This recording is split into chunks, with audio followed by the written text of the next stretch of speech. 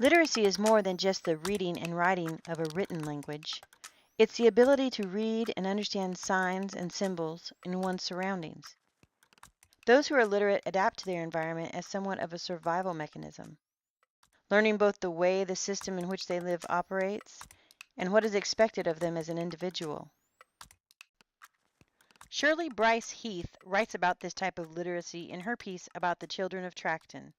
Both Dr. Mike Rose and James Paul Gee speak about the difficulties of adjusting the ideas and processes learned in one's own environment to fit another system.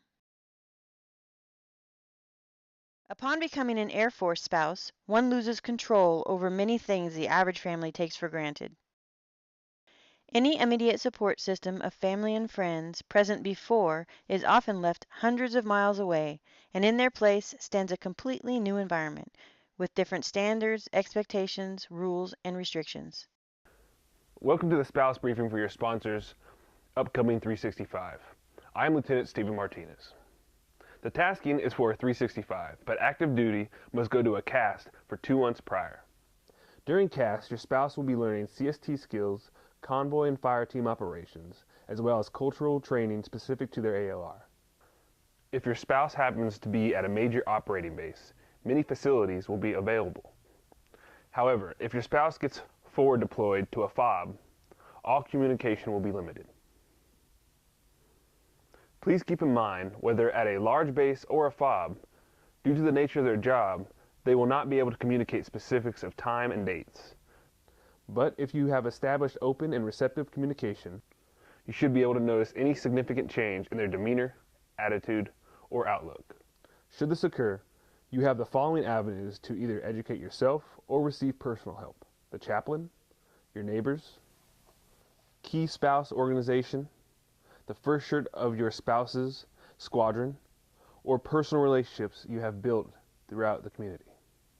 Even if this is not yours or your spouse's first deployment, please keep in mind various AORs affect military personnel in different ways. Stay vigilant. When you receive word of your spouse's return, know that you will have 10 to 14 days of R&R during reintegration. During this time, there are a multitude of programs offered by AFRC which will aid with reconnecting the active duty member to the family unit. If you feel your safety is an issue with your spouse gone, or if you would feel more secure on the installation during your spouse's 365, base housing can be made available.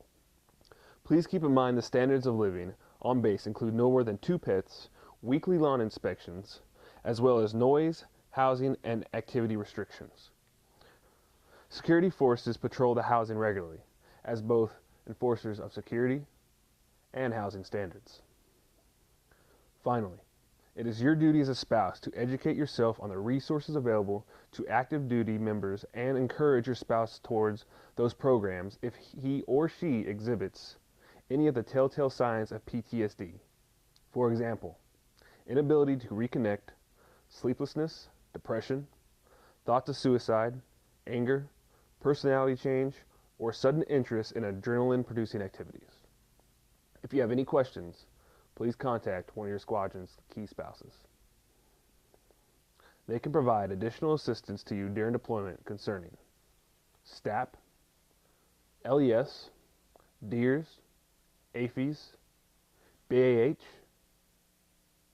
CPO, CDC, FSC, MWR, PFMP, SGLI, AFAS, FLE, FRP, and INR. Are there any questions? No? Thank you again for coming to the briefing.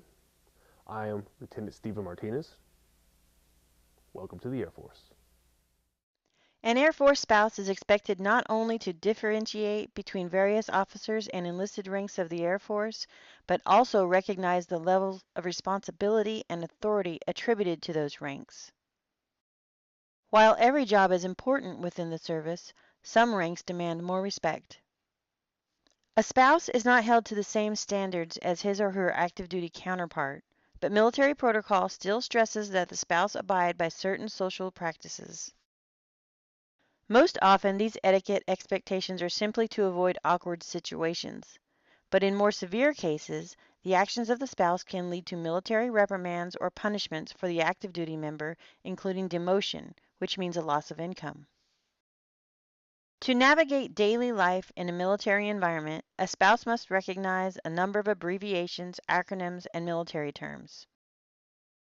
Acronyms and abbreviations, in particular, are used so frequently that the words they represent are often forgotten altogether. Many times, a spouse or even an active duty member does not know what the actual abbreviation or acronym stands for, yet they understand what is being referenced and when it is used. Some would argue that there's no need for those outside of the military to know the literacy of an Air Force spouse. But I would suggest that it's always easier to understand and help someone if you speak the same language. Many civilians are related to military families or simply want to show their appreciation for the sacrifices Air Force families make to support the nation. Sometimes the attempts to give military spouses relief are not always as effective as they could be, simply because those offering the assistance do not understand the areas of need or limitations in the military home. It's easy to be intimidated by the literacy necessary for survival as an Air Force spouse, or overwhelmed by the energy it takes to learn this new literacy. Sometimes a spouse may become introverted as a result and avoid reaching out to the channels of support or making friendships after moving to a new military installation. While written information is available, it's most often filled with common military terms and jargon somewhat foreign to new spouses. Military benefits and organizational practices also have their own literacy involved. To navigate the process of health care, dental care, permanent change of stations, deployments, military child care, military funerals, change of commands, and other ceremonies, takes a know-how most often built through trial and error or personal relationships with more experienced spouses. Both self-education and mentorship are essential to mastering the military language.